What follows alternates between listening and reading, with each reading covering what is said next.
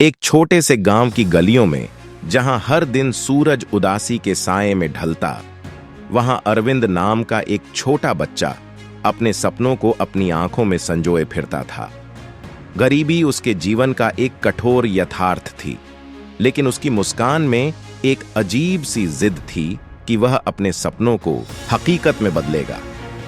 एक दिन जब वह अपने रोजमर्रा के काम में व्यस्त था, उसे धूल भरे एक पुराने अखबार में एक चमकदार कार की तस्वीर मिली। वह तस्वीर उसके लिए किसी खजाने से कम नहीं थी। उसने वह तस्वीर अपने दिल में बसा ली और उसे देखकर हर दिन सपने देखता कि एक का दिन वह भी ऐसी ही कार का मालिक बनेगा। समय के साथ अरविंद बड़ा हुआ और उसने अपने संघर्ष के बल पर अपनी गरीबी को पीछे छोड़ दिया। उसने अपने परिवार की देखभाल की और अपनी कड़ी मेहनत से धन अर्जित किया।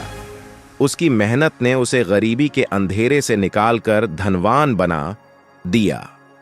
एक दिन जब उसे अपने बचपन का वह सपना याद आया, तो वह शोरूम में गया और वही कार मांगी जो उसने कभी अखबार में देखी थी। सेल्समैन ने उसे बताया कि वह कार अब बहुत दुर्लभ और महंगी हो चुकी है और उस मॉडल का उत्पादन बंद हो चुका है। हालांकि उसने अरविंद को आश्वासन दिया कि अगर वह कार कहीं से भी उपलब्ध होगी तो वह उसे सूचित करेगा। रात के एक सन्नाटे में जब चांदनी खिड़कियों से झांक रही थी, अरविंद के फोन पर एक कॉल आई। सेल्समैन ने खबर दी कि वह कार जिसका वह इतने साल से इंतजार कर रहा था, वह बिक्री के लिए उपलब्ध है। उसकी धड़कनें तेज हो गईं। वह तुरंत शोरूम की ओर दौड़ पड़ा।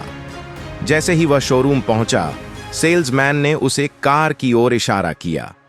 अरविंद ने जैसे ही कार में प्रवेश किया, उसे लगा जैसे वह अपने सपनों की दुनिया में कदम रख रहा हो। लेकिन सबसे बड़ी आश्चर्य की बात तब हुई जब सेल्समैन ने उसे कार के नंबर प्लेट की ओर ध्यान दिलाया। यह वही नंबर था जो उस पुराने अखबार में छपी कार का था। यह क्षण अरविंद के लिए न केवल एक सपने के सच होने का प्रतीक था, बल्कि यह भी साबित करता था कि जब हम अपने सपनों के प्रति दृढ़ और सजग रहते हैं, तो ब्रह्मांड भी हमारी मदद के लिए कदम बढ़ाता है। उसने उस कार को खरीदा और जब वह उसमें बैठकर अपने गांव की ओर लौटा, तो उसके चेहरे पर खुशी की एक अमिट मुस्कान थी, जो उसके दृढ़ निश्चय और अटूट विश्वास की गवाही दे रही थी। यह कहानी हमें सिखाती है कि सपनों को साकार करने के लिए जरूरी नहीं कि हमारे पास सब कुछ हो। जरूरी यह है कि हमारे पास उन्हें सच करने का विश्वास और दृढ़ संकल्प हो।